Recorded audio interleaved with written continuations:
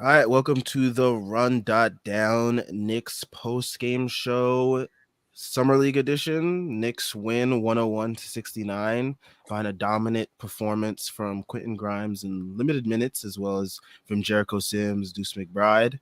I mean, from the from the tip off, I mean, the Knicks set the tone defensively, just like locking in, not allowing the Bulls to get any easy looks, and then just being able to hit their shots on offense. And they look like a really well-oiled machine. I mean, you got three guys that played like legitimate NBA minutes, I can say for the most part, as compared to the the Bulls players who really haven't gotten that much minutes.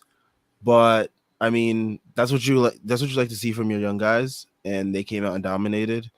How'd you guys feel about this dominant win? Um, yeah, it was just they just looked awesome.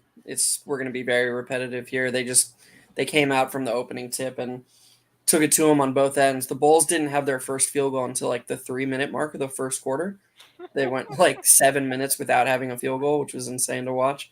Um, they really only have one even like potential NBA player. I mean, you guys can correct me if I'm wrong, but it seems like Terry was the only one who could do anything. So it's tough to. You don't want to get too excited, but at the same time, it's good to see them just steamroll a competition that they're way better than. So yeah. Yeah, it was a thrashing, in to put it in layman's terms. I'd say Simonovic, the dude I think they got from the EuroLeague a few years ago, was like could be decent, but like Okay. yeah, I would have. It's an off chance, but yeah, like Dalen Terry seemed like he might be solid.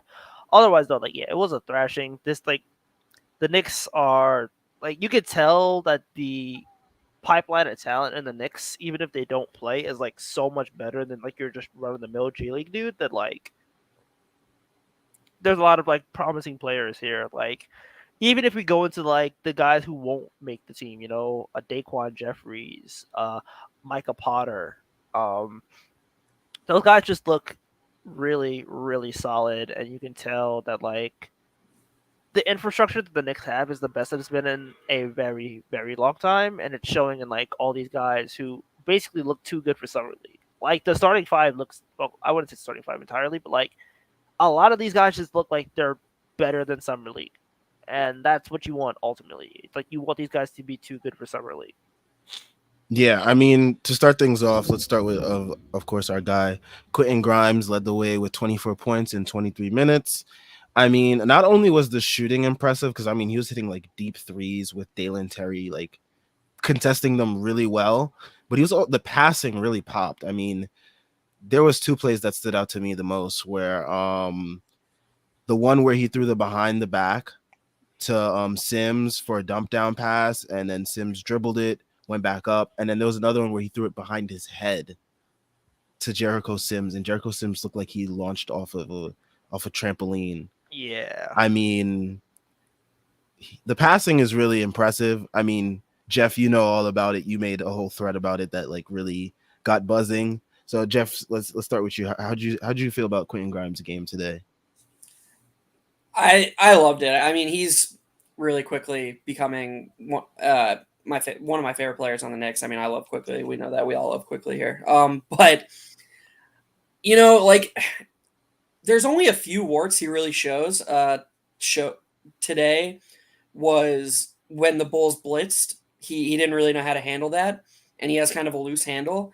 But the Knicks are never going to ask him to be a primary initiator. So like that only matters if you're like trying to uh traject him as like a star.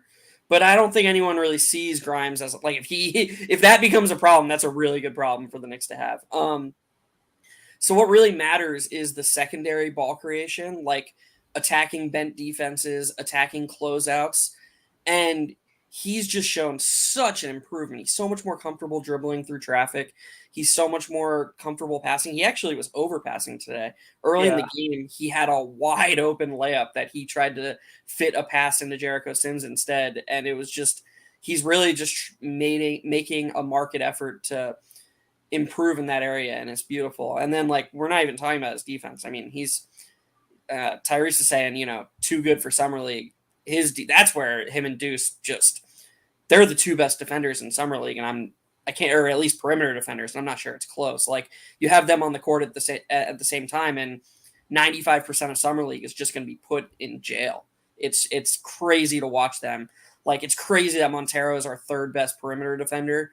Like, he's a really good defender with really good hands, but Grimes and Deuce are just on another level on that side of the ball. So yeah, I mean, there's just a lot to like from Grimes today. Yeah, I'm just like, the passing is the one, like the passing especially is like, I love it because like he was an all-ball guard in Kansas and like in high school. That was what made him a 5-star recruit. So like we knew it was there, but to see it leveraged like this, even if it's something like the process looks clean, the way he could pass looks like very, very promising. He looks more like he looks like more than a 3 and D guy. And ultimately that's the development you want to see. It's like, can he handle some creation reps? Can he like pass the way he was able to pass in Kansas? Like, he could do stuff with the ball in his hands, and that's all you want to see. Speaking of the ball in their hands, like Jericho Sims power dribbling makes me happy. Like, that's the shit I like to see. And we can get to Jericho Sims. I mean, he was probably the second most impressive player tonight with what he showed. I mean, talk about like showcasing what you're able to work on during the off season and like put it into games. I mean, we saw some of this in college. We saw some of it in the G League with Sims, with his ability to like be able to just dribble. And I mean, we saw in the G League a little bit of him like taking the ball for rebound, going down to the paint. I mean, it was showcased at a very minimum level. And in college, we saw the dribble moves in the post. I mean, today we got like the whole package. I mean, from taking the ball off an inbound, a sideline out of bounds, going into a spin move, into a double clutch layup. I mean, the power dribbles in the paint, the post move in the beginning of the game. I mean, he just showed everything today, and it was very impressive. He looks so much like Taj, bro. Like, he looks so much like Taj. It's actually kind of freaky. That post move was awesome because, like, we're so used to, as Knicks fans, not having a guard who looks for a big when they have like a seal or or a mismatch. Like, the last 2 years, that's been one of our biggest flaws. Like, even Mitch is obviously very limited, but there will be times when it's like, dude, just throw him the ball. Like, if he fucks up, he fucks up. Let him fuck up, like, and like, it probably frustrates him, and it makes it hard to ask a guy to do nothing but all of the ancillary things. Like, you can get why someone like Mitch would be frustrated. And Deuce saw Sims with a seal and was like, here you go, man. Here's the ball. And Sims rewarded his trust, and it was just awesome to see. There's a lot of stuff Sims does that, like, we talked about it last stream. Like, you just are looking for stuff that is going to matter in the pros or in the NBA and is sustainable. And so there's fun stuff like when he gets a rebound and dribbles it up. Like, that's just awesome to see. It's cool to see a big with that handle. Mm-hmm. But if he did that in a game, I'm pretty sure Tibbs would have a fucking heart attack. For sure. He doesn't trust him at all to do that. But if he has that handle, okay, we run that. What's the set called where we have two bigs at horns? Is it a horn set? I think it's horns. It's horns. Yeah, we run that horn set all the time where, a big gets the ball with his back to the basket, and then a guy runs from the side, and the big you can fake it, and you basically have him one dribble to the hoop. If we have a counter to that opens things up for our offense. Like, yeah.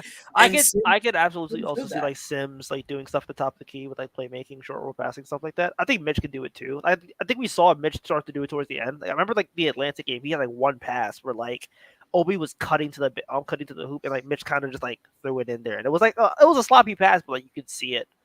I think Nemo brings up a chat. You're better at making Kobe assist than Mitch, and I agree. Like the post thing I've heard, like I saw a lot of the fucking like, oh, look at Sims' development. He's so much better than Mitch. Like, I think what people need to understand is like when you have elite skills and elite traits, you usually focus on those more because they're elite, right? Especially when you're not a ball handler. If you're a ball handler, you need counters. So like even if you take weaker shots, it's better than having a counter. But like Mitch, Sims, guys like that, they don't need counters. They don't need to like they're not ball handlers, right? So I think the post game is like nice to see for summer league. I don't know if I want to translate that to the game because ultimately I just want them like getting the offensive rebounds because I know they're great If at it that. translates, it's the cherry on top. Yeah, like if they could do stuff in the post, that's fantastic. Like ultimately, that's what you want to see. But like, I don't want to see like Mitch post touches. Nobody wants to see that Yeah. shit. That shit is gonna be ugly. So like, But to be clear, Tyrese, I wasn't saying it's important for Sims to have counters. I meant like for the Knicks offense. yeah, Like I agree. I agree. I if agree. every once in a while Sims can just,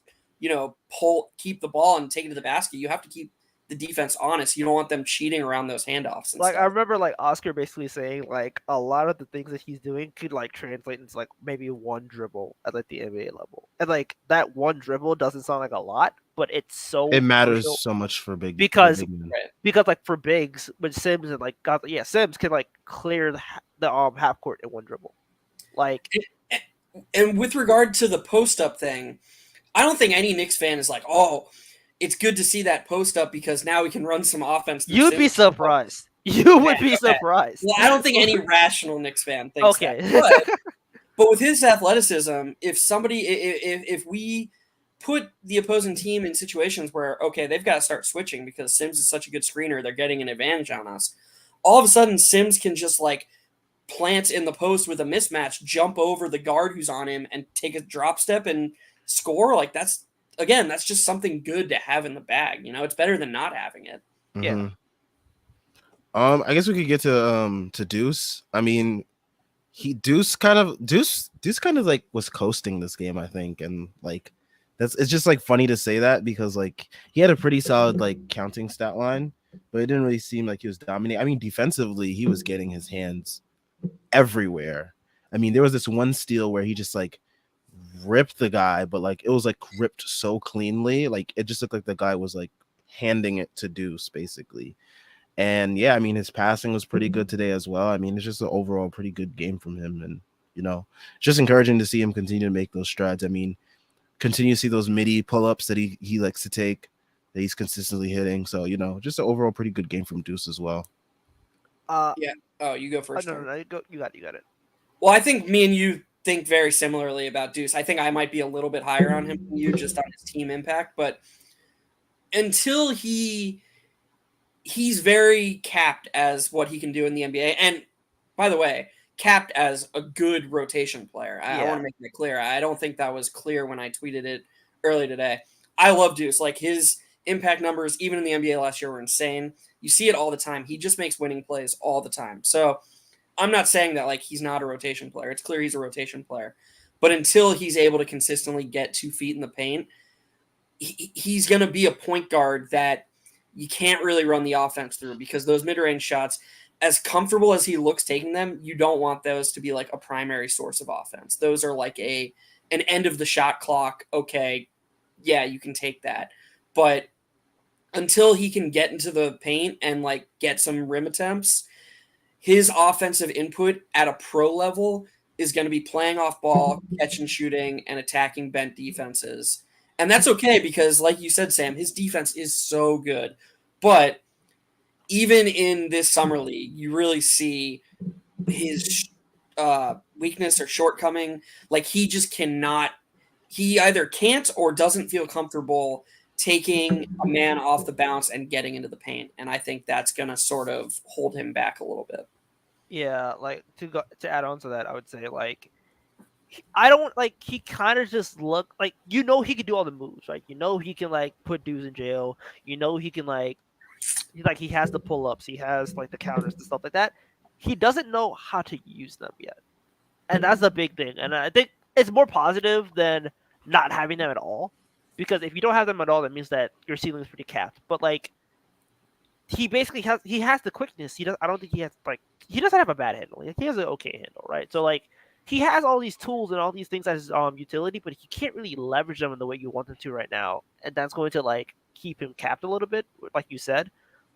So, and the summer league, I was like looking forward to seeing like, okay, can you use your moves correctly in order to like get stuff? And like he can hit his threes and he can hit his twos, which is fantastic, but he can't really use his moves yet. And that's why I think that the front office is kind of hesitant on him, because they're kind of like, if you can't use your moves and you're just like a 6'1" shooting guard, who can't pass the ball and that does have value. But like if you're a 6'1" shooting guard, instead of like being someone who could like run offense in a pinch, how does that like cap you as a rotation player? Because ultimately I think he is a rotation player, but like 6'1" point guard with pull up handle stuff like that versus like 6'1" shooting guard who basically does a lot of stuff off closeouts and nothing off the bounce is vastly different like skill trees, vastly different like evaluations of talent, vastly different priorities in the rotation. So you can see him, to your point, Tyrese, when he's in isolation or running screen and roll, you can actively see him thinking, how do I get to my spot? And his spot is 15 feet. He's not thinking, how can I get to the basket? And I think it's a mentality shift that he has to make. Yeah, I think Quickly kind of had the same problem. Not as bad as Deuce has it, but like Quickly would definitely be like, hey, how can I turn this into a floater? But Quickly also had like the ability to just go, I'm going to take a step back three from 30 feet out, and I'm going to either A, make this, or B, make you come up and then take my burst to the rack. And plus, he could draw. And plus, he draws more fouls from the middle. Quickly also with like a foul merchant. So Deuce doesn't have that. Deuce doesn't have like Deuce has the pull up shooting, but he doesn't have like the wiring, and he also doesn't have like Quickly straight up crazy because Quickly is crazy. So like he definitely needs a lot of work. I think the G League is going to be really helpful for him because he's going to get those reps, and now the team doesn't need him as much. Which I mean, good or bad depending on how much you think of Deuce. Like he's still a positive player, but there's a chance for him to be like A++ instead of being A+. Exactly, and like we just spent a few minutes like maybe being a little bit more negative than people would want to hear.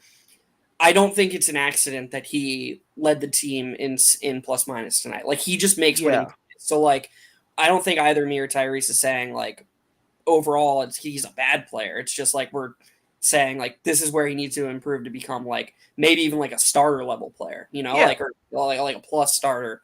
If you gave Deuce like an even average at the rim game, shit, man. Like I think he's like definitely a plus starter in the league. I don't even think it's the ring game. I think you just need to get him to like take the extra step to the basket. Like if he stops settling for like 12 to 15 footers, like if you just got him to like what Quickly did towards the end of the season, where basically he was like, I'm going to take the extra step, and that exploded his game because at that point now he was a 3-level scoring threat.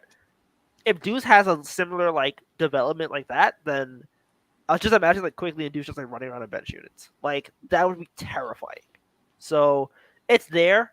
I'm glad he has all the tools. It's really just about like him learning how to use those tools. And he's still young, and like he played a lot of football until the end of like high school. So like he still has a lot of time to like develop those skills. So I'm not really worried about it at all. And before we get to like the rest of like other standouts that we probably want to like briefly go over, Christopher Vieira says, with Grimes killing it and Deuce being solid, is there still a need for D-Rose on this team with Thibs? Brunson, IQ, Grimes should be the focal points in my opinion. Okay, how do I phrase this? I don't think there's ever like D-Rose's skill set. I don't think it's ever going to be like you can't have too many guards you can penetrate and pass and like dish at a high level. I think with this question, it's more of a focus on this team with Thibs.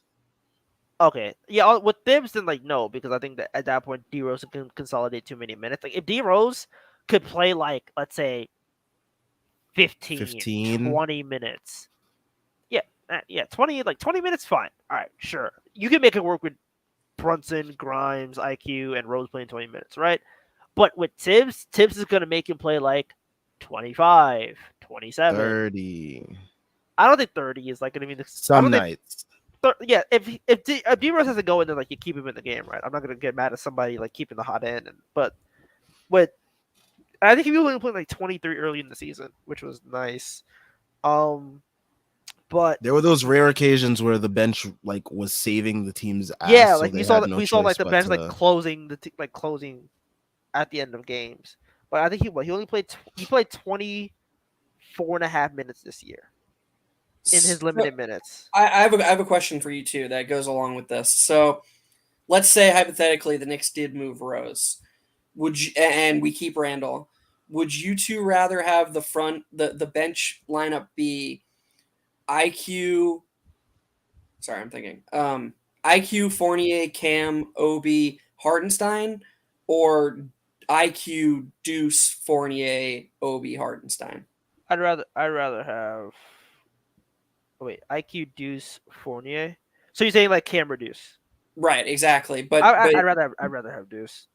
I would literally rather have Deuce because I I'd just rather have Cam for length. like my thing is Cam is long, but Cam doesn't know what the hell to do with his like. If you get the 62 shooting Cam I've talked about, where like he's on Morial diet, then I can understand the argument. But if Cam Reddish again thinks he's Paul George, then I would rather just have Deuce because I know Deuce can guard up to like I know he could guard both guard spots. I know he can like keep the ball moving. I know he's never My gonna turn the thing, my ball thing over. is, my thing is with IQ and Deuce and Fournier. It's just like I don't like that combination defensively. I mean, I don't think it's bad defensively, especially because you have Hartenstein on the perimeter. Like, I don't think your guard defense is back. Like, IQ's a great defender. Deuce is a He great is. defender. Like, the weakest defender in that lineup is Fournier, but even still, like, Obi's okay. Like, I don't think the defense is I bad just in like that having lineup. more size on my wings. I don't know. Yeah, That's just me I can understand the personally. size argument, but like, if Cam is just going to like ball watch, then how good is his size really? You know? I mean, I this thought defensively he did pretty okay for the most part on in his short tenure with the Knicks, but Yeah, but like, my thing is like, I think Deuce is a better defender, he's definitely a better defender. But especially at the point of attack. Cam's really good defensive stuff was very loud. Like he made stuff that just popped. You know, like right. deflections. He would hop into passing lanes. I was being kind of manipulative asking that question because there's people on Knicks Twitter who want Cam to start over Grimes, And you're all crazy, by which the is way. crazy to me. And it's like if this is like a discussion, how can you want I don't know. We'll get into that later. I know Sam wanted to get into that. I was kind of being a little bit of a dick there, but I do think it's an interesting discussion. I think I side with Sam. I think, and I love Deuce. But it's not just that. It's not just that Fournier would be a weak defender, but you're forcing him to play arguably the most valuable defensive position. You know, like he's the sole. He would be because IQ and Deuce are as good a defenders they are, you want them guarding opposing ones and twos. I don't know if you want either of them I guarding mean, up. but you also think about it's a bench unit versus like a starting five. So Yeah, like that's true.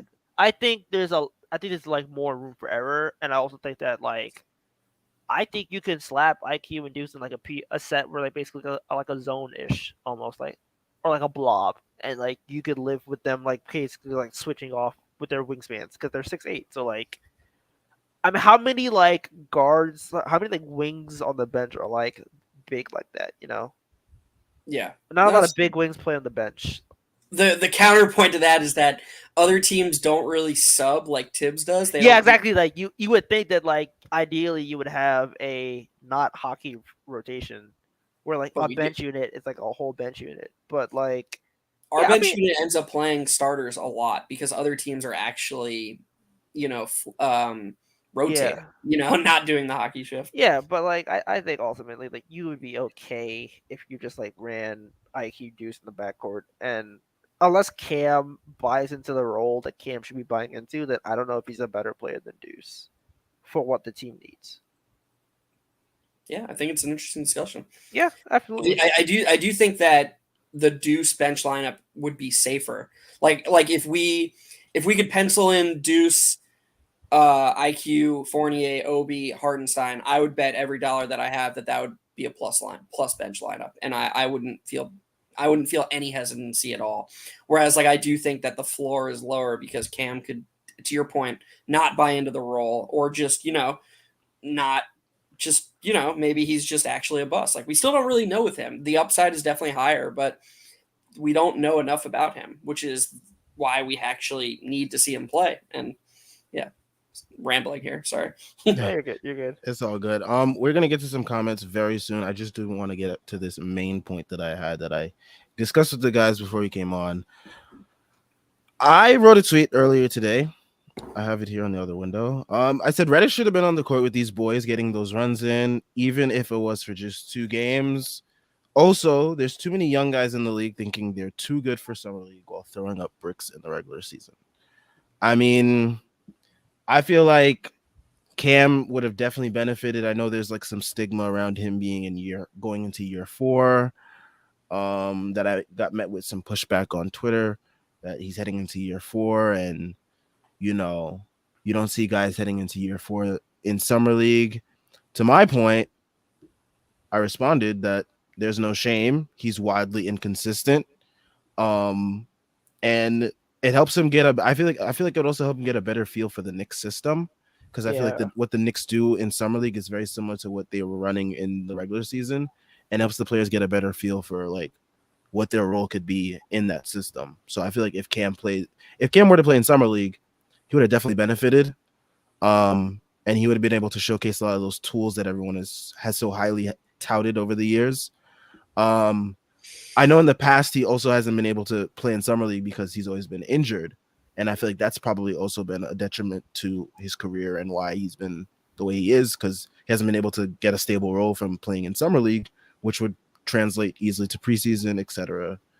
going on forward. But yeah, I feel like he should have been out there, and I feel like it's also just a larger problem around the league where a lot of young guys are sitting out after their first year, in which maybe their first year was okay or like mediocre by standards, but like it doesn't hurt to get these extra runs in.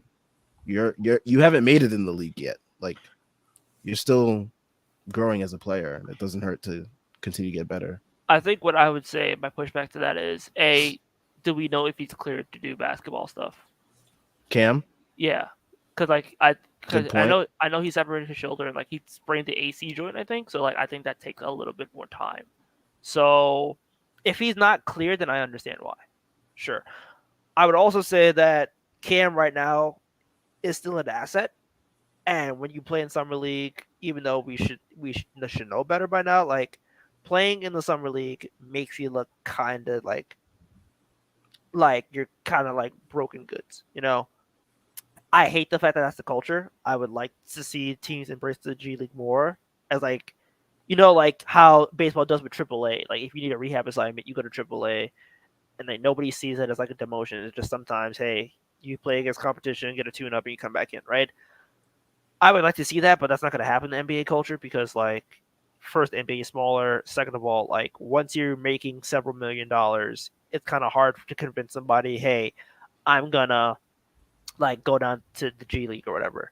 Also, Nebo brings up a good point. If he plays the summer league and doesn't absolutely kill it, his value is done. Like he basically would need to he would need to be the best player in summer league in And order that's to part of the like. reason why you need to be in summer league anyways. If you're not gonna kill it, then Yeah, but then like also that's like part of the reason why you should be there in the first yeah, but place. also like the Knicks are definitely Like a like self-fulfilling prophecy. they're like listening to like his offers. Like they know that they're doing that right now because we heard what Miami was interested in him. So like, and we floated out Cam for trading up in the draft. So like the Knicks are definitely like, hey, he is an asset. That's like he's already has shaky value. If he's not playing, we don't want him to be in a I situation mean, where we got like him for Kevin Knox in a protected first. That should tell you all we I need to know, know. but like if the Knicks want to protect it first back, you don't want to get seconds. I really like the point you made, Sam, about I hadn't articulated it, but it's something that I had seen watching about how the Knicks are really playing a similar style of ball that they do in the NBA. Like their plays, they run all the same sets. They play hard, like Tibbs has them playing hard. Like I don't know. I mean, the only difference is the rotations. But Yeah, to get back to Dice might be generational, by the way. yeah, I mean, um, He might be something special. I don't know. to get to the Cam point, the only thing I would say is that I would 100% agree with you, Sam. If we could guarantee that he would commit to doing what you said in terms of, okay, we're going to focus on the things that have sustainability and relevance to your role on the Knicks. And that kind of takes a lot of humility. I'm not saying Cam doesn't have it, but like you're just like a millionaire basketball player and you can fucking cook. Like let's be honest, Cam Reddish would be one of the most talented players in summer league, and probably the most talented player on the floor in most games he played.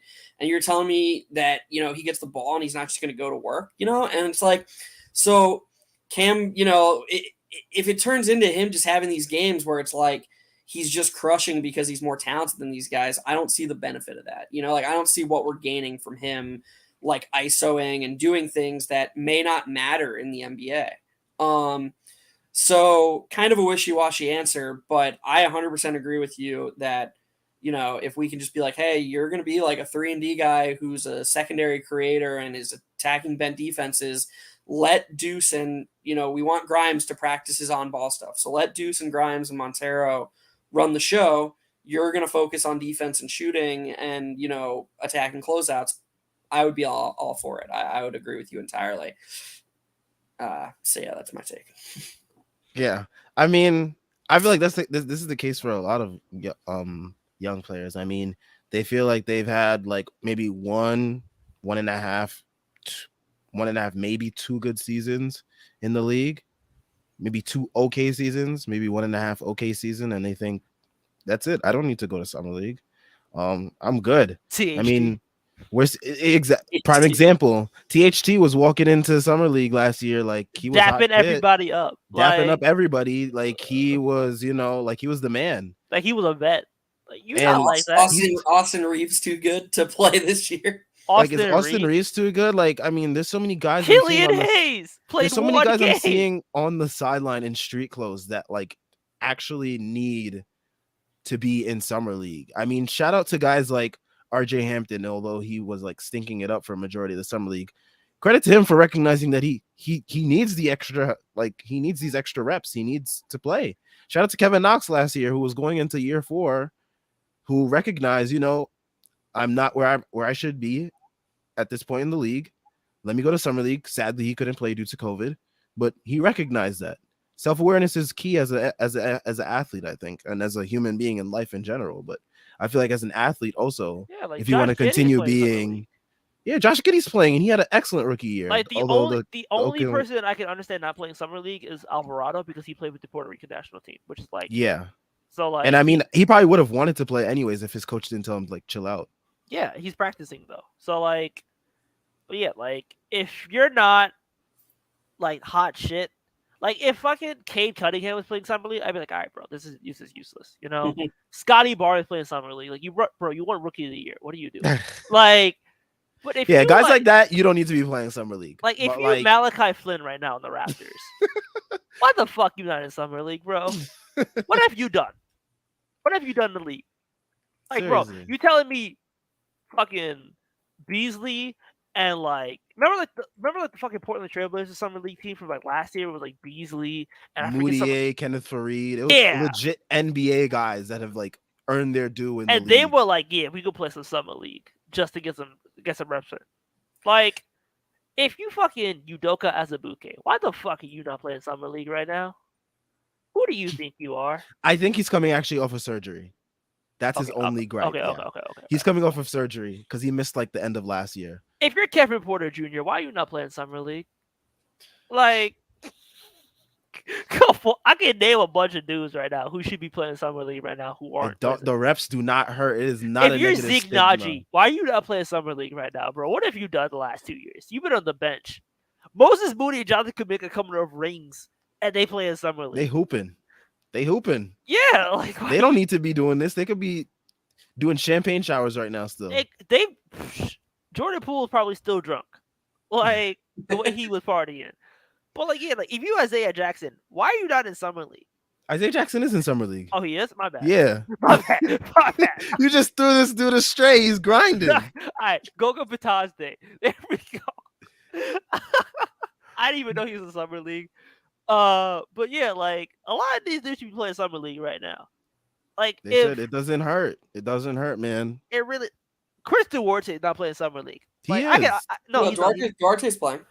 Oh, they said coach's decision. Anyway. Yeah, but he played the first game. I think it was like a back-to-back situation. Okay, all right, but like, yeah, like a lot of these dudes can be playing summer league right now, and they're not. Shetty Osman should be in summer league right now. What is Shetty Osman done? He got finals experience. I don't give a fuck. I do think, to your point too, Sam, the Knicks have done a really good job for the most part of saying with their guys, like, either here are the roles we have etched out for you, or here's what we want you to work on. Like we could go down the line. Literally the only guy I can think of who's really stood out to me is someone who is just going above and beyond and like not focusing on, in my opinion, what he needs to focus on is Keels. And I think that's just nerves. He's 18. But like He's 18. yeah, he's young and like I still think I'm not like giving up on him, but like man, like he like really is really trying to like force it, you know, like he'll He's like call his own raw. number so much. He's raw, dude. Like the whole thing with Keels is like he's still 18. Yeah. And he is raw as hell. Like Yeah, Keels is gonna be a 2-year project to be like a summer league monster. I can see Keels playing like year 3 summer league. For me, Keels, I have like not even like highlighted him in any of our post games so far, just because I'm just like, you know what? I'm just letting him ease into the NBA. I like the defense though. He's a young kid. The defense has been good. A couple of the jump shots. The jump shot form doesn't look bad. I agree.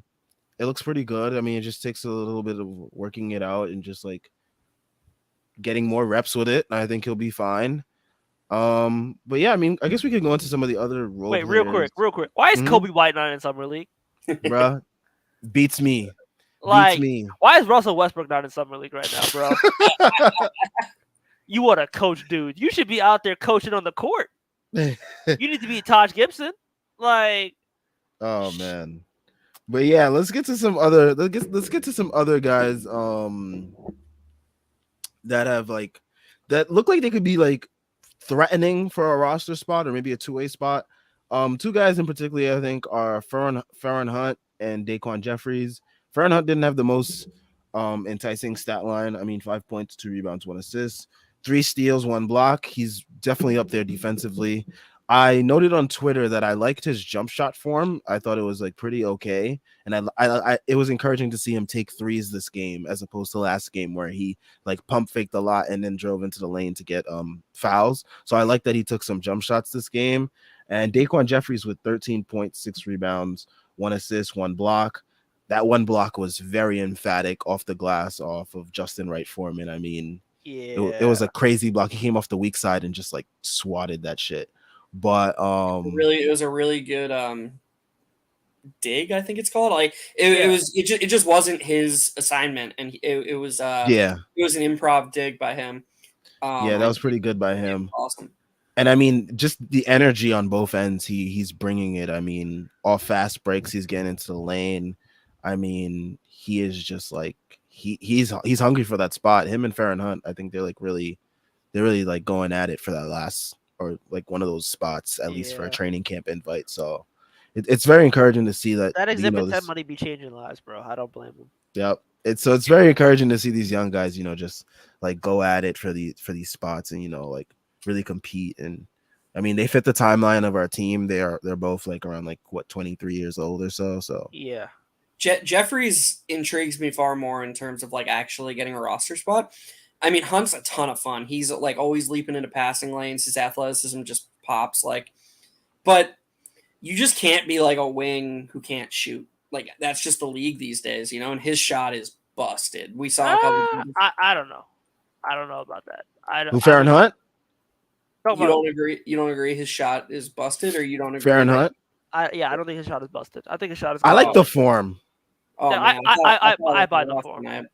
I buy the form. Like I also buy the fact that like again, like we talked about, like a Larry Nance Jr. player.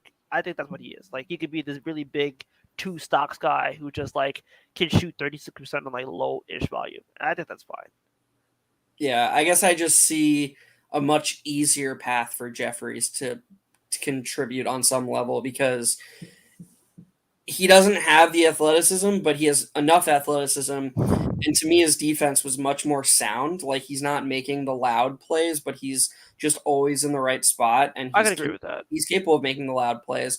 And then on offense, he can shoot. So like that is like such a big deal. Like if you can play the small forward or power forward and you can shoot, like to me, you're just starting from a much more advantageous position. It's my opinion. But I do like the Larry Nance comp for Hunt. Yeah, I could agree with the fact that like Daquan has a little bit more potential, but like I think Farron's like nuclear athleticism and like okay, I wouldn't say nuclear. I think he's like at the cusp of nuclear. Like I just think the fact that he can do so much athletically and he still like gets after it defensively just makes him very, very intriguing as an upside play. Like it would not surprise me if he was like off the two-way, and they signed like a minimum deal for like 2 years or whatever, just because. You know, I can see it. I think he's earned it, dude. Like, the defense is real. Like, he might be better than Cam. Fuck it. Oh, Oh fuck, man, man. trying to ruffle some feathers, huh? You're trying to get the Cam Hive mad at you. What is Cam Hive gonna do to me? They're gonna break their shit. Like, they're gonna try to come at me on Twitter. They're gonna at the wrong at. Like, come on. I just need one of them to explain. I need one of them to sit me down and be like, here's why I would rather Cam started on this team than Grimes, because it makes no sense to me on any They're level. gonna show you AAU tape. Yeah, right? Like His one good Duke game. they're like, oh well, Cam can do all these things that Grimes can't do, and it's like, okay, but he's not going to do those things when he's playing with Consistently. Brunson. But he's also just not going to have the chance to do them because he's playing with Brunson and RJ and Randall. So you're the fourth option. Even if you believe he has a higher ceiling as a creator, why wouldn't you prefer he played his natural position off the bench where he'll get more of those touches? You don't want him to be a creator. Like, I'm saying they do. Yeah, no, I'm saying like the reason why you want Grimes in the starting lineup is because he's not a creator, but he can create. Like, can Grimes take it off the dribble jumper? Can Grimes like pass out to an open shooter? Can Grimes put it on the floor for 2 dribbles and get to the hoops? Absolutely. But Grimes will be in the starting lineup just raining down threes and playing point of attack defense, and that's what you want. Like, he's basically what Reggie Bullock was 2 years ago, upgraded massively. Because like he loses a little bit of size, but like he's so much bigger. Like he's bigger than Bullock. He's also does more off the dribble than Bullock. He doesn't turn his shots into fucking mid-range jumpers, which pissed me off with Bullock. Like Grimes fits the lineup because he doesn't need the ball in his hands, but he can still be majorly effective. Cam needs the ball in his hands at this point of his career right now, and he's not good with the ball in his hands. But at least at the bare minimum, Grimes could take like 7 threes a game and hit them at like 38 to 40%, and that's all you really need. Yeah, I mean that would be my point. Yeah, let's get to some comments before we do. Shout out to DSJ. He's holding a workout in Las Vegas. Summer League should be the workout. What is DSJ doing? We got DSJ holding workouts, bro. What happened to the league? Him and Matthew Dellavedova. They're trying to get back in the league. They holding Dellavedova. Yeah, they're holding workouts in Vegas. Cav got a summer league team. You better sign up for that, bitch. What are we doing here, bro? Holding workouts. This is some stupid bullshit. That's like Julio Teheran holding a fucking workout where he injured himself. Like Dennis Smith Jr. could go for a dunk and then tweak a hamstring. Like, come on. I mean, that's not the avenue I would recommend for DSJ at this point in his career. What? Hey man, he's trying to get that money. No, but seriously, I'm looking at the Denver Nuggets roster right now. Why the fuck is Zeke Naji not playing in the summer league right now? Beats me, man. Bro, he got rotation minutes as a backup 5 occasionally last year, but I guess they thought that was good enough reps for him to not play. And he only played a little. Like that one Knicks game told him that apparently he don't need these minutes. Like this is so sad. Ish Wainwright is still grinding it out in summer league, bro. Like you're not above Ish Wainwright right now. Stop it. You're just gonna have to accept, Tyrese, that the Knicks are a top class organization that respects summer values values development of their young players, no matter how good they show them that they are. Yeah, exactly. Grimes could have sat out after having that performance against the Bucks. That showed me all I needed to see, honestly. But he's grinding. I agree. We got Nemo. If Julius and Evan stay, do you think there's realistically much chance we don't have JB, Evan, RJ, Julius, Mitch starting 5 and a mediocre defense? Another option feels like daydreaming because of Thibs. Grimes is starting next year, bro. Yeah, Grimes is starting. Like all the leaks have basically been like, yeah, Grimes might have a chance to make the starting lineup. Like they're basically telling you, Grimes is starting next year, and they're just like, this is his way to like prove it. If he dominates the summer league, he's gonna start next year. So I would not worry about that.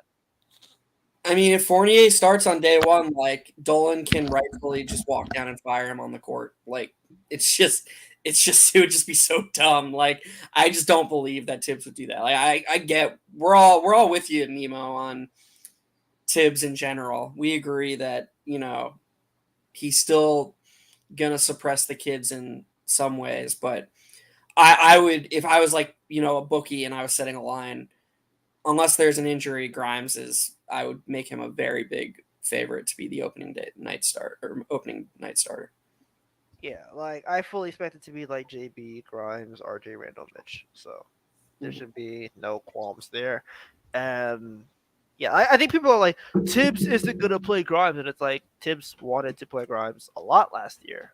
He just couldn't play him in the rotation. But like once there was an injury, Grimes was the first dude in. This is a decision, by the way, that has a domino effect that I feel like people aren't talking about.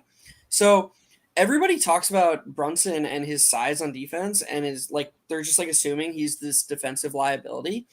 But Brunson's such a smart player that if he's the worst defender in your backcourt, he's a fine defender because he'll be in the right spots.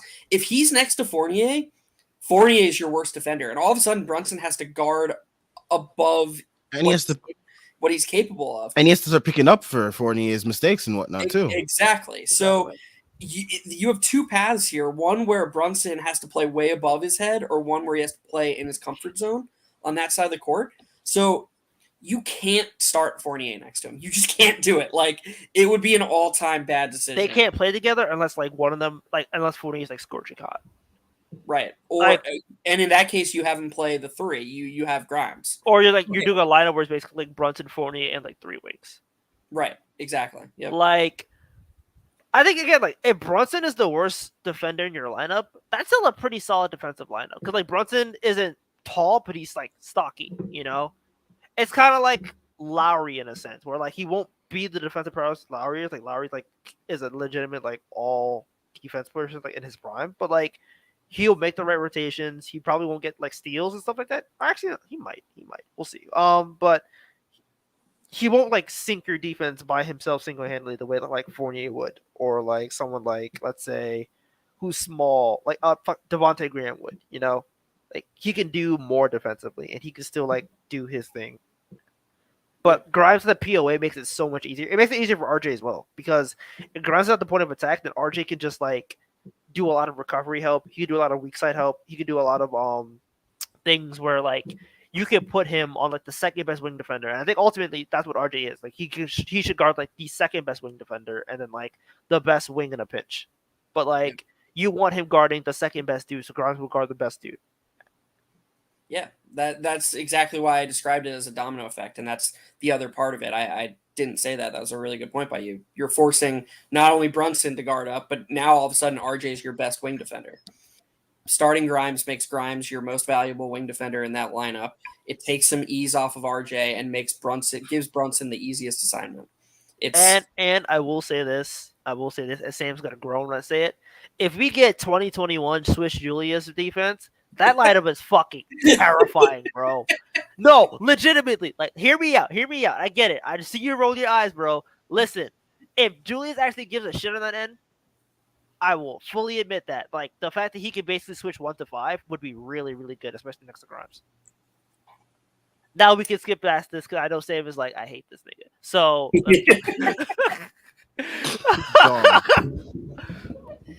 I thought we were gonna finally get through a post game where we do not bring up number 30's name, but somehow we have managed to get to the 48-minute mark, and his name finally. I just had to say, like, ideally that would be nice to have like a lot of like big stocky dudes who could just like go around who won't like get turnovers, but like they could just like stonewall dudes. That's a fun lineup to me, personally. That's all I'm saying. You it's a fun said lineup. number 30's name and you said fun lineup. All After this man. past year, I don't see how that's not an oxymoron. Also, Luka Vildoza plays summer league, bro. You're not good. You're not good enough to skip summer league. If Luka Vildoza, fucking Argentinian menace, who's like won EuroLeague shit, is playing summer league, you're not better. Stop it. It's not above anyone. J.R. Smith was playing in summer league in 2010 after being like a 5-6 year vet. Yeah, like Armani Brooks been grinding in summer league. Like the only person who should be playing summer league is fucking Rodions Karuks because he's a fucking scumbag. But like, hey man, like we got to start getting the stigma off summer league. Christopher Vieira, what are the odds that Cam starts the season in the Knicks rotation at this point? 0.0. He's not playing in the rotation. Yeah, Ouch. the odds are whatever you think the odds are that they trade Rose or Fournier, because Yeah. Rose and Fournier aren't leaving the rotation if they're both on the team. The starting bench unit, if you think Grimes is starting, but I mean, regardless of Grimes starting or not, the starting bench unit is either Rose, IQ, Fournier, Obi, Hartenstein, or Rose, IQ, Grimes, Obi, Hartenstein. Like, Cam's not jumping Fournier or Grimes right now. Yeah. So Again, I'm not sure if he's dropping Deuce. I'm legitimately not sure. Like, Tibbs was starting Deuce a couple games. I think Tibbs really likes Deuce. he should. Yeah. His impact numbers last year are insane. Yeah, like, he was very good, even like Yeah. limited offensively, but he's so good defensively, dude. So like I can't immediately dismiss the fact that like Deuce could be like playing over Cam. I mean, if I'm looking at it right now, the Knicks were 28 points better per 100 possessions with Deuce on the court than with Cam on the court. Like That's we outrageous. might be calling Maccabi Tel Aviv for Cam next season. We might be there. We might be calling FC Barcelona. Oh man. How I Paul Jerusalem might be calling, bro. I mean, like, I know what people are gonna say if they see this clip. They're gonna be like, they're gonna be like, oh well, he has the tools and whatnot. And for me, when I always heard the tools argument, even when he was in Atlanta, I was like, well, the tools are never put together. So it's like you have the tools, but like, do you know what you're building with the tools? Like, I have tools at my crib, doesn't mean I always know what to do with them. You don't build, you know. Bruh, I put together 2 dressers this week. Don't play with me, man. They came pre-assembled. No, they didn't. They didn't. Don't play with me. Those little snap-on. Don't play with me. Don't play with me. Anyways, you clicking on the little Walmart things. We know, bro. It's okay. You ain't gonna lie. Brent with the. I hyped his switch defense, not his rim protection. I know he can't block. It's okay. Man, he had a block on Tatum in the first game of last season during the Obi Randall minutes. I was so sure our franchise is just going to turn around right there. I was like, how does Tibbs not see it? We beat Boston, then we crushed Orlando without Taj or Noel playing, and I was like, Obi's going to play 25 minutes a night, and then Tibbs was like, do you remember who I am? Yeah. You want this, right? Yes. Well, guess what? You're never gonna get it until everybody gets injured. Yep. That's the only way we get what we want as fans. Wow. What? Come on. Y'all are sick. Brent says, honestly think though that in his short stint, Cam was as impactful as Deuce. We saw Cam be impactful before he got hurt. Tyrese, you can't delete the tape, my brother. No, even in his like he got a couple like steals that turned into dunks, but like Deuce was legitimately like putting Steph Curry in like headaches. Like, come on. I mean, I think one of the most like telling things was probably when Deuce was in during that Miami game, and the whole game like shifted. Like, you can't say that about Cam. Like, you cannot say that for Cam. Like, Cam doesn't like shift games with his defense the way Deuce does, bro. Like, yeah, I mean, there's just no comparison in terms of like just team impact. I mean, you can say you think Cam has a higher ceiling. I would agree with that. Their minutes last season, there's absolutely no comparison. Look, Fenerbahce might be calling Cam after the season, and that's okay. Like, oh man, like it might be time. It might be time. It might be time, bro. Like, Real Madrid might be calling them. He might be playing with Rokas. Cam in that Suns game though. I don't remember this. Only thing I remember about the Suns game is Cam Johnson like absolutely ass blasting us. I don't want to fucking talk about after that game. Julius Randle decided to. I don't want to talk about that game, bro. That game pissed me off. Cam was really good in that game. He was really no, I mean, I don't think these there's flashes with him. There's flashes with him. Exactly. Because there's flashes. Those flashes are going to look really good in Zalgiris. My thing with flashes though is like some at some point it has to all come together. And like with so many of the other players on the Knicks, it has come together. And another thing with Cam too, he's also always injured, which plays into the inconsistent part because he's never able to really play a full stretch of games where he looks like he's like contributing because next thing you know, he's hurt, which sucks, but like it's the reality of the situation as well. I hear AS Monaco Basket got the best healthcare in the world, bro. They gonna get him upright. I'm just naming a bunch of European teams. I'm just naming a bunch of European teams. Like Tyrese, your commitment to pissing off hives is, except for the Julius Randle hive, is impressive.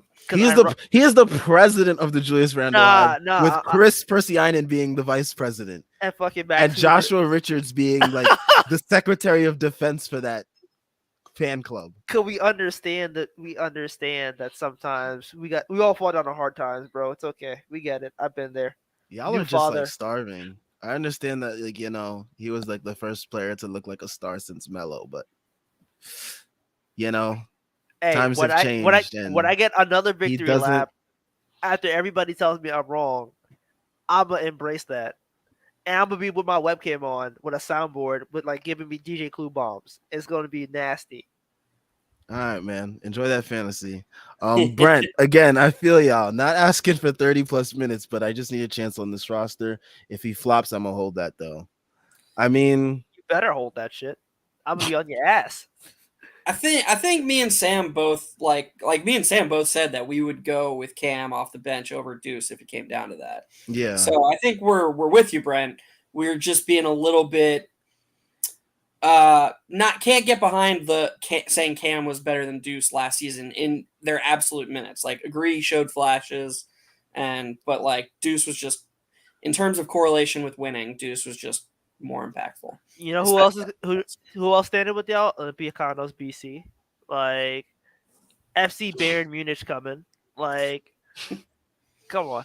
Oh, come on. FC stands for football club, so yeah, you think you mean something else? Also a basketball team.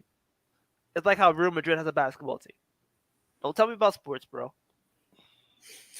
What? Yo, you guys are putting ideas in Tyrese's head, man. As soon as there's gonna be an account that actually pops up like that, and it's gonna be his. Tyrese RJ shouldn't be in the team next season in London. I'm not gonna speak. Christopher Vieira says Cam's shot profile with the Knicks shifted, so there is hope. Less midi pull-ups. Yeah. Agreed. I mean, it's all about the consistency and like his availability as well. Because like when he was finally starting to get like actual rotation minutes during that West Coast trip, that's when he got hurt. So like there were positive signs during that West Coast trip, but then he got hurt. It's like, how can we properly gauge what he's gonna be if he can never be fully healthy to show us like that reality? All right. I'm looking more into it now because I just don't get how Cam can play such a high percentage of his minutes with a bench unit that had some of the best per 100 numbers. That Clippers game, there has to be that game he had to have had a positive. Right, yeah. So I'm trying to weed out the garbage time minutes. Like, maybe because he played so few minutes, he's just hurt by garbage time minutes. I'm now looking at just his minutes with IQ and Obi. These theories in the comments, though, I just gotta highlight them. They're like amazing. Tyrese is definitely related to Randall. No, we just both dark skin. It's cool. Tyrese is getting a percentage of Randall's extension money. I need that shit for my loans, bro. And then we got the reason Tyrese's webcam is off is because he is Julius Randle. All right, man. Too far. That's a really good one. Hey, man. I'm really just Chris Persianen. It's okay. Nemo says the thing I can get behind. The idea Julius Randle might get back to a good mood and a decent level, increasing massively his trade value. I still want him kicked out of the team. He's a time bomb. Yeah, I mean, if he plays well, he's not getting traded. I hope y'all understand. That's the fear of him coming back in the first place. That's why we want him gone to begin with, so that way there's no tricking of the minds again. No Jedi mind tricks from Mr. Randle this year. Hey, you better fucking hoop today. You better fucking hoop this year, bro. They said Cam Reddish better than you, bro. You better fucking hoop this year. No one said that, man. Don't make up things. Ace is saying Cam is better than Randall and Chaz right now, bro. Is That's nasty. oh That's nasty. Come on now. The quickly Burks, Cam, Obi, Taj lineup was really good. So there's that. mm. Because Taj The, Gibson could carry a corpse to positive plus value, plus minus. I mean, like they are plus minus gods. But yeah, that was the one that got there. There's a bunch of lineups that got like very little run, like that is very detrimental to his numbers. It looks like so it could not be as bad as it seems, but still. In the Clippers game, there was a really good lineup that he played with. Yeah, it was like him, RJ, IQ, Sims was also in as well, and I think was Deuce in that lineup, or I don't remember who else. I think it was like Obi. No, Obi was hurt on the. Oh, Obi was hurt. Yeah, Obi was hurt during the Cam Reddish West Coast thing. I think it was Grimes. No, Grimes wasn't Grimes also hurt too? That's why he was getting minutes. It was Grimes and Obi. They were both hurt. Yeah. I could like look it up real quick. But there was a lineup where he was. Was it RGD? It might have been RGD. No, it was Deuce. Yes, Deuce. There we go. The Deuce, net rate, IQ, Sims. Get ready for this. The net rating for that lineup, it played 12 minutes, and it outscored its opponents by 90 points per 100 possessions. Jesus Christ. Oh my gosh. 158 offensive ratings, 68 defensive it was nasty. They were thrashing the Clippers with that lineup. They were thrashing them. That's what Hartenstein was like. I'm coming to the Knicks. Because he was like, that was a thrashing. My God, that was on national TV, I think, too, right? Yeah, that was the game where like that was the West Coast trip where we were like staying up to like 1 a.m. for every game. No, that's why what Tyrese said earlier is so important. Is RJ is more of a 3-4 than a 2-3, and if you want to unlock Cam, part of that will be playing RJ and Cam as your wings together with a big. Like a lineup like Quickly, Grimes, RJ, Cam, and Mitch Sims, any of our centers would be a really good lineup for. That just gave me goosebumps. That lineup just like gave me goosebumps because I'm just imagining like all the length defensively, just like bothering the hell out of teams like it did in that Clippers game. It's just like you get goosebumps over men, bro. Relax. Oh my gosh, I can't enjoy good basketball. Come on, man. Come on. Can't enjoy good basketball. Started catching chills, bro. Caught the Holy Ghost over a lineup of 5 dudes who can play athletically. All right, man. That's something we don't experience as Knicks fans, man. It is like I saw J.R. Smith and Iman Shumpert hooping. That is like manna from heaven, that lineup. That's like manna from heaven. Okay, David Fisdale. You said manna from heaven, bro. Oh my gosh. I can't enjoy good basketball now. This guy enjoys Julius Randle, but I can enjoy 4 young athletic wing type rangy guys with a young athletic big man. Man, you out here caping for fucking Cam Reddish. You was the shivers over Julius Randle 2021 tape. Thank you, Hawkeye 420. Tyrese definitely gets the shivers over Randall's 21 tape. I watched the tapes yesterday. It was fantastic. See, look at this. I was like, bro, no, dead ass though. Them tapes was fire. That February he had he put like 50, 40, 90. No crowd reaction. Shut up. Why we gotta go there, bro? The crowds there was crowds. There was like 1,000. There was like 1,000 people in the crowd, but there was crowds. 1,000 people. Look how Randall has to get his game off. 1,000 Are you people. still watching Randall Pelican highlights? I might do a thread. Can y'all describe what Julius Randle playing well even looks like with this team? I don't think he has displayed he is willing to take a back seat, which is what is needed in my opinion. Very great point. We actually highlighted it, I think, last episode. And I also posted a clip. Schwinn had a little thread that he was doing about why Randall can't be here. And I highlighted a clip from our last post-game stream because I thought that it like directly correlated with it. And yeah, I just like what Randall has shown this past year is that when other guys have it going, his effort level and intensity level is just not there, and he just doesn't bring it. Also, he's never really displayed anything that has shown in his career that he is like successful at playing off ball and is willing to do it long term. People will bring up the Pelican stuff, but if you ask people around that time, they also said that he did not like playing off ball, with the Pelicans, and we saw that he started to thrive. Well, he looked like he was thriving more once AD sat and he got the ball in his hands a lot more. So it's not something that is really, I don't know what it looks like with this team because, again, I think him, Brunson, and RJ take up a lot of the same spots. And when you're going to put the ball more in Brunson's hand, what is Randall necessarily going to be doing? Is he going to be in the dunker spot? Is he going to be waiting in the post where Brunson will most likely want to get his game off sometimes? Is he by the 3-point line where he's not a threat anymore because it's not 2021 and the arenas are full? So I personally don't know what Julius Randle playing well looks like with this team. Is he a pick and roll big man? Is he gonna like that with Mitch in the dunker spot? He doesn't even like setting screens. Exactly. So like he's one of the worst screeners I've ever seen. So exactly. So like we watch Mitch. Okay. Ain't no worse than Randall's worse. Oh, okay. Every Randall screen turns into him just forcing a switch and putting his arm up and calling for the ball. I love Mitch, but he hasn't had a good screen since I was in fucking high school. Okay. I mean, they're both bad screeners. It's not like all right, fine, we're not going to do the oppression Olympics with their screening. Okay. All right.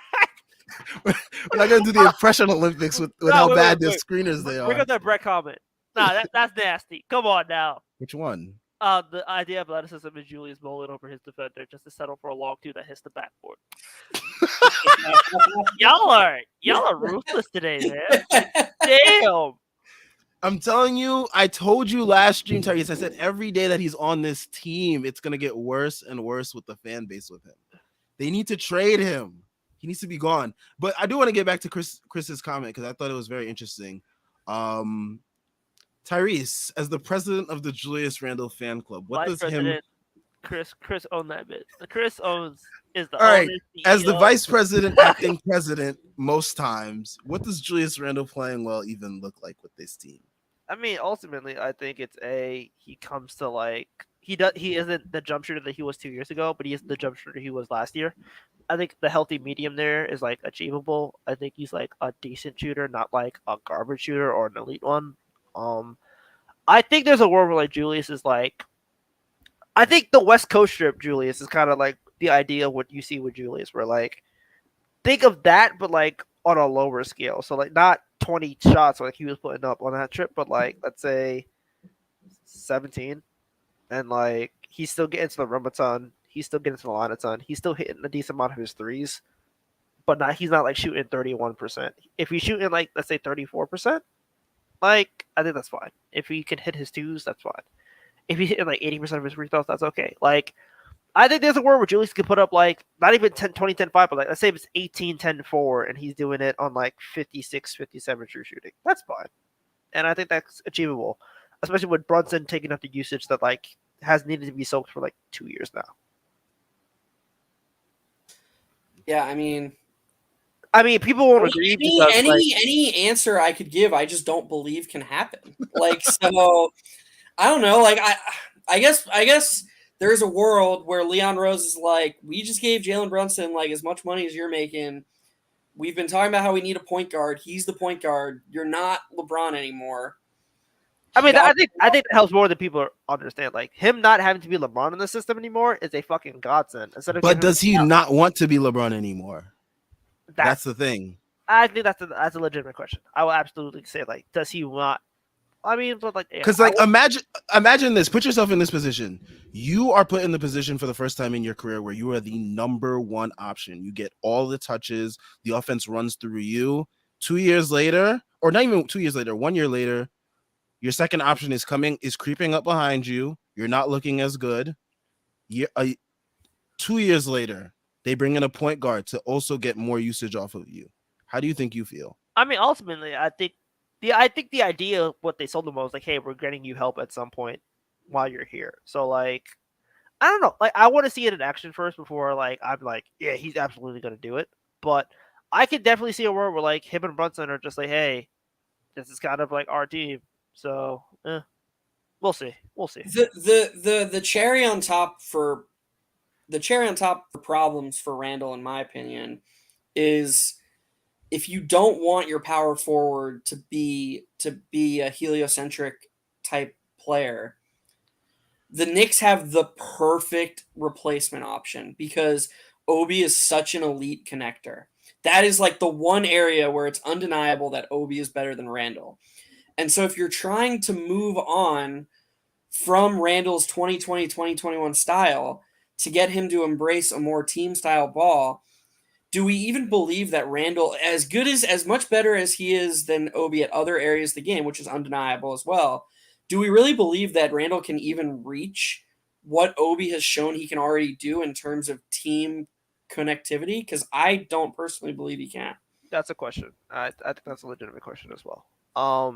Ultimately though, like I think I I'm just irrational on the fit working, but I also can admit that I think it'll be like okay, ultimately, in my opinion.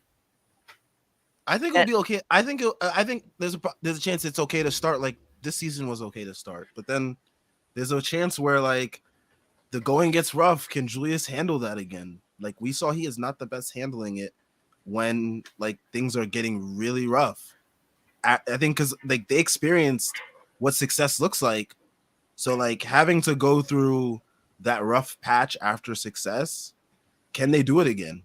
Can he do it again? Because I know the young guys, they've been able to handle it to a better degree. I mean, we saw there was a stretch of the season where he was not made available for what, 7, 8 straight games because he was that bad on the court. So like, what does that look like next year? Because he's asked to be the leader of the team. So yeah, all fair. Absolutely all and fair. these are the legitimate concerns that everyone has in returning him back to this team. It's like a very volatile situation. Yeah. Well, I think it really like a lot of discussion will just have to be answered with time. So We'll but see. We'll see. we will. Christopher, to Sam's point earlier, Randall has such a high bar to clear from day one. It doesn't even matter if he hits shot. It'll be his energy, effort, passing. The fans will be watching. Yeah, exactly. Yeah, pretty much. Nemo says he would have to transform into a team player. That would be something new. Yeah, I mean, all legitimate concerns that we've had. I mean, he got so used to, I think, that 2021 shot profile as well, like because it worked every game, that like when he tried to do it in 2021, 22 and it didn't work, it was just like he got so easily frustrated, and that's when everything crumbled. So Yeah, I mean, he definitely got frustrated because, like, the Hawks told him, like, hey, you can double him in the playoffs and, like, he'll struggle. And, like, there wasn't any counters to him doubling. But I think the fact that, like, Brunson is there means that you can't double him as much. So, like, I want to see, like, how the dynamic with Brunson works for both RJ and Randall. Because I think the usage triangle looks a lot better than it did the last two seasons because Brunson can be, like, a 27 usage guy, and that's okay. Can he drop like RJ Reno down to like 23, 24? Like, and it sounds like they're only a couple percentages, but like that's a lot. So that's what I want to see. I want to see like how do those three like play off each other in like their creation usage triangle. Yeah. Which brings us back to another issue with the team. Like, we know that Tibbs in a vacuum isn't a bad coach, but from an offensive creativity standpoint, he is one of the worst coaches in the league. Like his play set is not vast. He doesn't have a lot of counters. He doesn't even have like a big bag of plays. So you need that. You need different sets to get all these guys touches and to feed all these mouths. So even if Randall is willing to buy in, are we going to be able to run multiple sets that acquiesce all these different players? I guess only time will tell. I mean, I don't know if that's ever gonna be enough sets to like acquiesce everybody. I think some people are just gonna have to be happy like with the fact that hey, you're not gonna get like the rope you got 2 years ago because Brunson is a massive piece of the equation right now. So like it really takes like a lot of adjustment from everybody. The only person who doesn't have to adjust is Brunson is because Brunson is coming into a bigger role than he had in Dallas. So like I don't think that's an adjustment for him because like he basically played the role he played in the playoffs. So I don't know. It's a weird dynamic because it's basically like you have three guys who like think they're the guy. Yeah. This is why it never made sense last season to spam one lineup repeatedly because the Knicks' biggest strength is depth.